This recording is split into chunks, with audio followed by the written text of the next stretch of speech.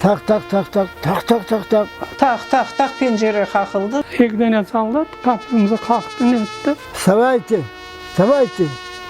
Вас выселяют. Вас, крымских татар, всех выселяем. Нас подняли, ничего не могли взять. А мамка ничего не взяла. Один Kur'an и документы взяла, и вот так, и все, больше ничего не взяла. 2 tane Kur'anlar var idi, Kur'anlarını aldılar. Bir çıkarınca mıkapları mıklarlar. Koyun kalkın götürüp mezarlığa topladılar.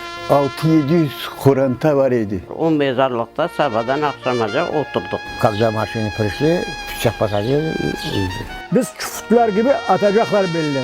По вагонам и все отбирали. Толкали нас, как скотину.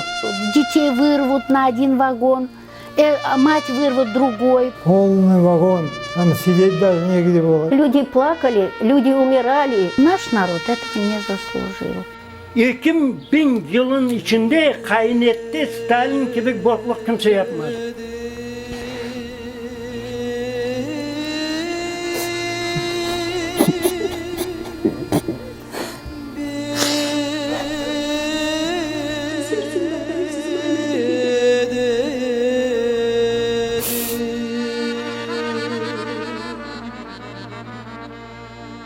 Ay kızı da